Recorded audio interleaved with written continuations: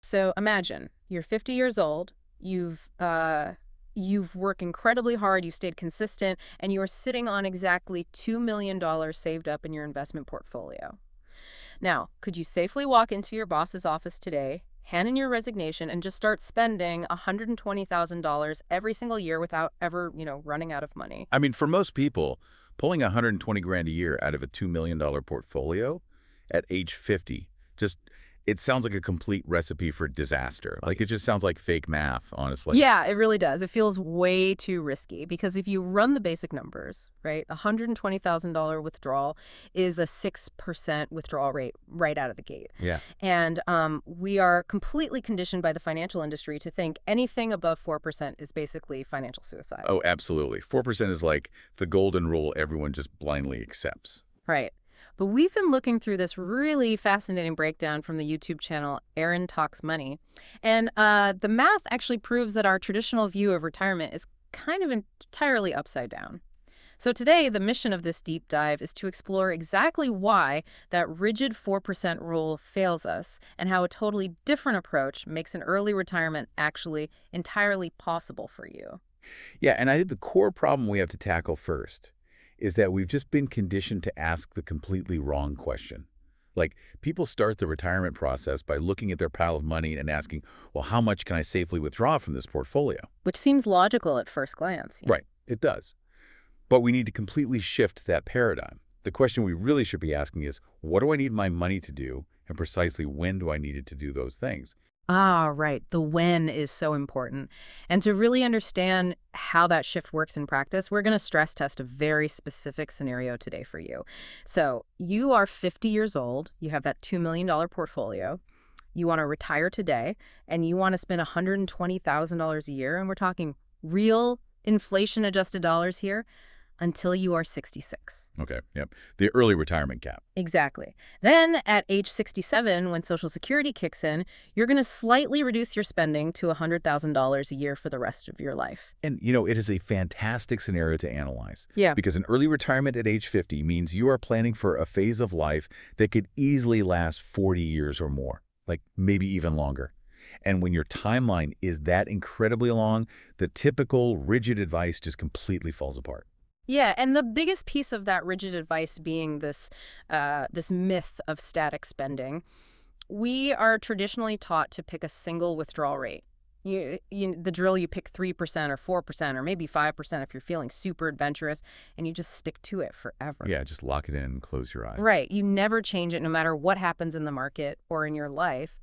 To me, it's like getting on the highway, setting your cruise control at 65 miles per hour, and just refusing to hit the brakes even when the highway turns into a winding, steep mountain road.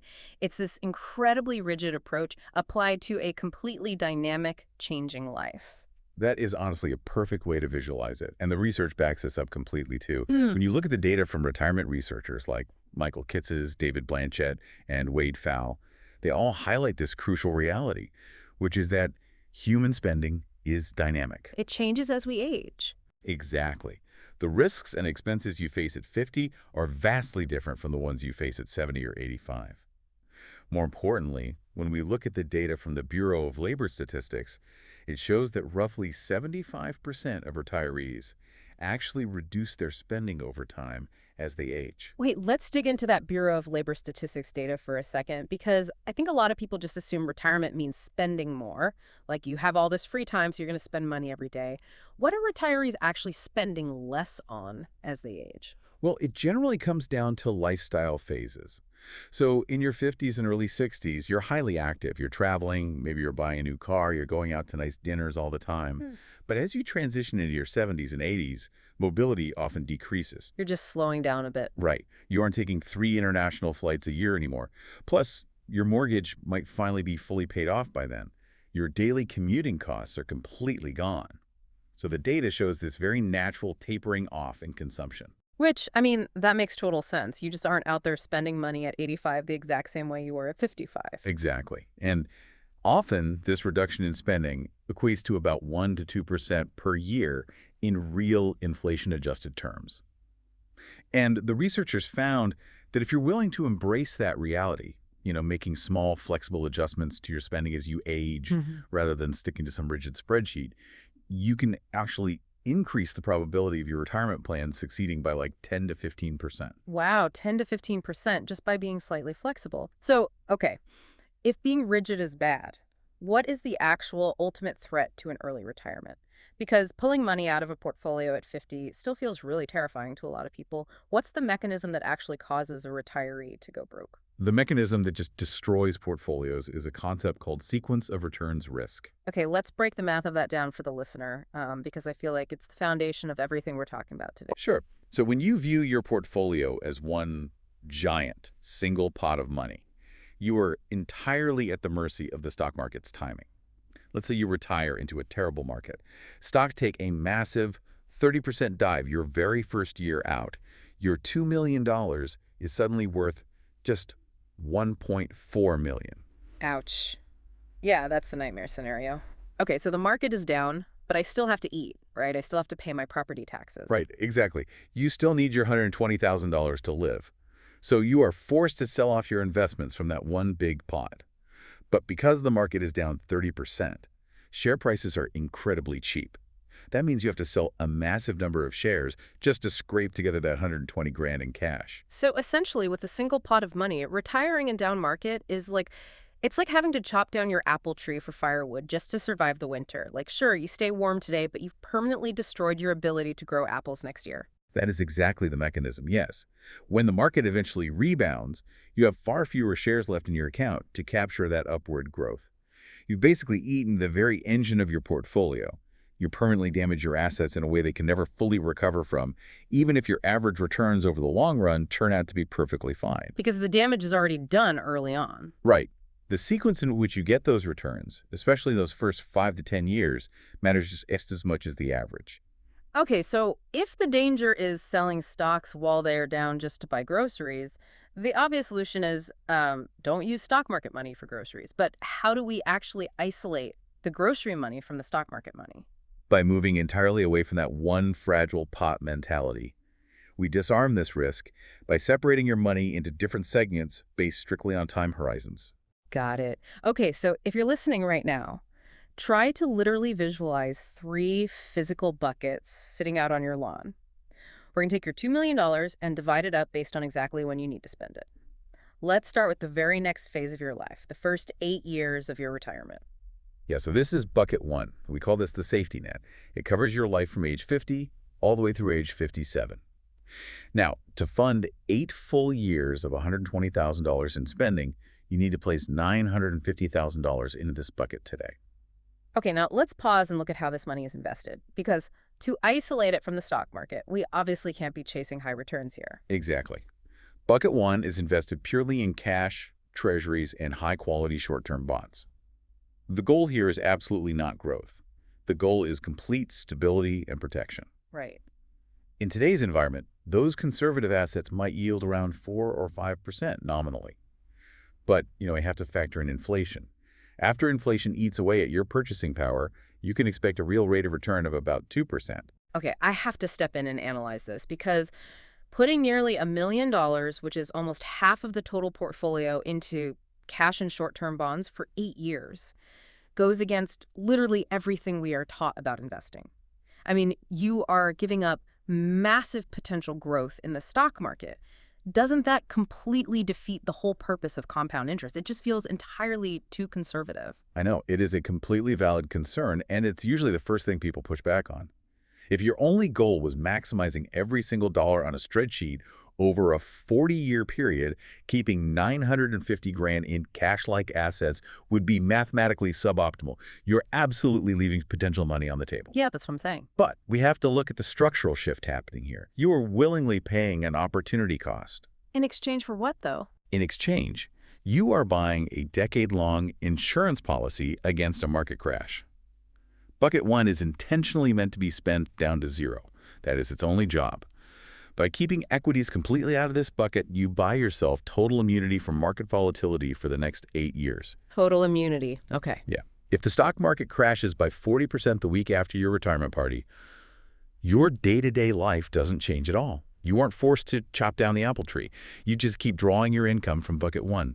totally undisturbed. Oh, wow. Okay, that reframes it perfectly, honestly. Yeah. It shifts the mindset from, I need all my money to grow right now to I am happily paying an opportunity cost to buy total peace of mind. So while bucket one is slowly draining down to zero over those first 8 years just to pay for your life, what is happening with the rest of the money? So let's move to bucket 2. This is what we call the bridge. It covers ages 58 through 66. And right here, we have to talk about inflation, because it's always working silently in the background. To maintain the exact same purchasing power that $120,000 gives you today, we have to adjust for the future. Let's make that tangible for everyone. What does that actually look like for the listener? Well, think about your weekly grocery bill. If your groceries cost you $100 today, and we assume an average inflation rate, in 8 years, buying those exact same groceries, like the exact same milk, bread, and eggs, might cost you $126. You need more physical paper dollars just to maintain the exact same lifestyle. So a flat $120,000 a year just won't cut it when you turn 58. Exactly. By the time you hit your late 50s and early 60s, to Hmm. buy what 120 grand buys today, you will actually need to pull out somewhere between $140,000 and $165,000 a year in nominal terms. Yeah. So to support 9 years of that much higher spending, you will need about $1 million to $1.2 million waiting for you by the time you reach age 58. But wait, we're standing at age 50 right now. We don't have $1.2 million to put into bucket two today. If we put $950,000 into bucket one, we only have $1.05 million left for the rest of our entire lives. And this is exactly where the mechanism of time works in our favor. Because money grows over time, we can reverse engineer the math. We don't need 1.2 million sitting in bucket 2 today. We just need to plant a seed that will naturally grow into that amount over the next 8 years. Okay, so how big does that seed actually need to be? Well, because we have an 8-year runway before we even touch bucket 2, we can afford to invest it. This bucket uses a balanced, moderate growth approach, the traditional mix of stocks and bonds. We can assume a fairly conservative 6% real rate of return. Okay, 6% real. Right. If we plant a seed of $700,000 today at a 6% return over 8 years, it grows right into that $1.1 to $1.2 million range we need. The mechanism of this bridge bucket is incredibly clever. It's not fully aggressive like a 100% stock portfolio, but it's not sitting in cash either. How exactly does it interact with bucket one? So its specific job is to capture measured growth over time and act as a refill mechanism. Refill mechanism. Yeah. Let's say you are 3 years into retirement. The stock market just had a great run. Bucket 2 grew by 10%. You can go in, sell off those specific 10% gains, and physically move that cash over to bucket 1 to top up your safety net. Oh, nice. But wait, what if it's year 4 and the market drops 15%? You do absolutely nothing. You let bucket 2 sit and recover. Why? Because you still have 4 or 5 years of pure cash left in bucket 1 to live on. You are never, ever forced to sell the assets in bucket 2 at a loss. Man, and just like that, we've secured the first 17 years of your early retirement. You are completely insulated from market crashes early on, and you have a mechanical system to replenish your cash without ever chopping down the apple tree. It's a huge relief, honestly. Yeah.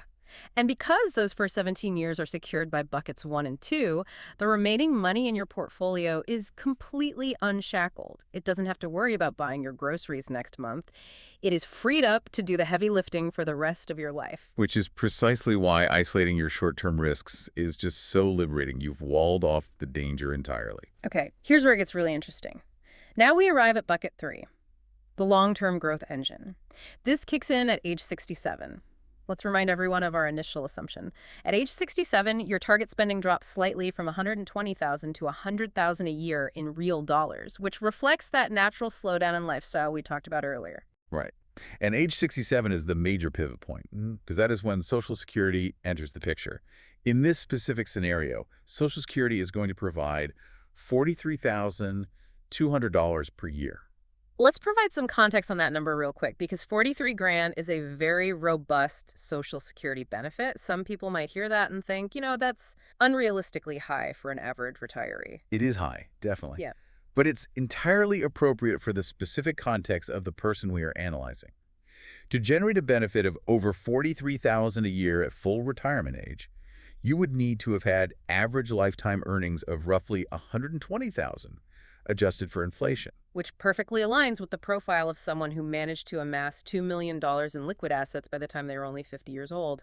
You just don't get there without a high income. It's exactly right. We're looking at a high-income earner here.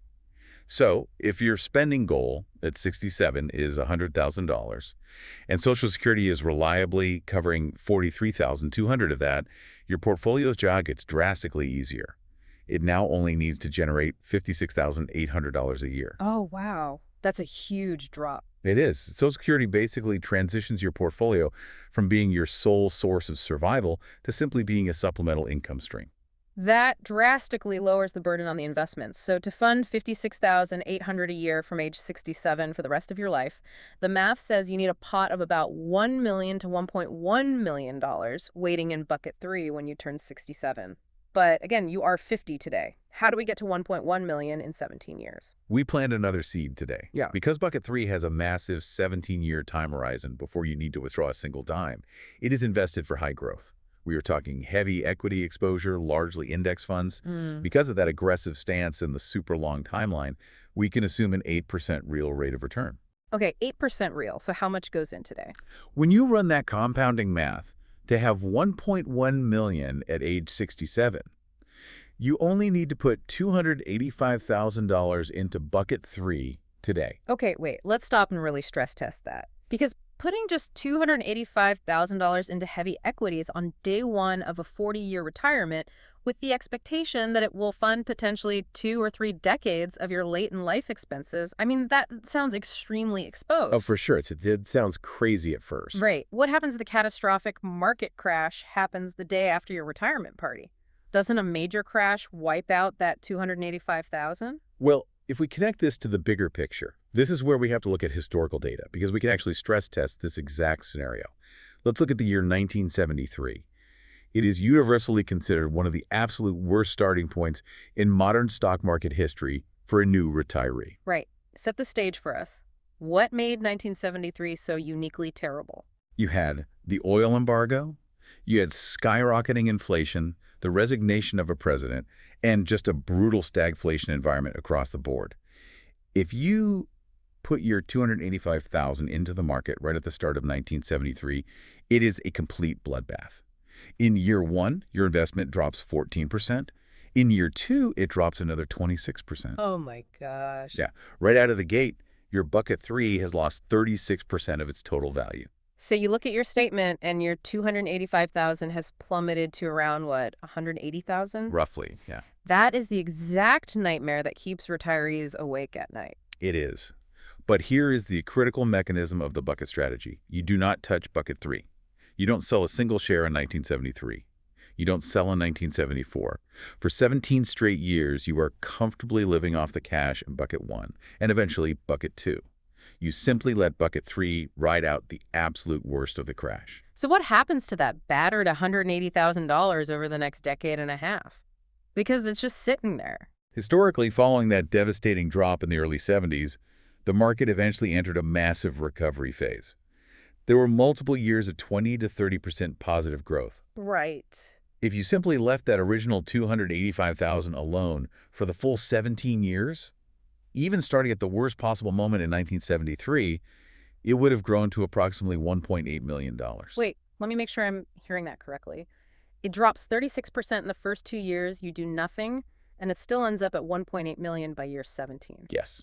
Sounds wild, but yes. That is roughly a 6.25x growth multiplier.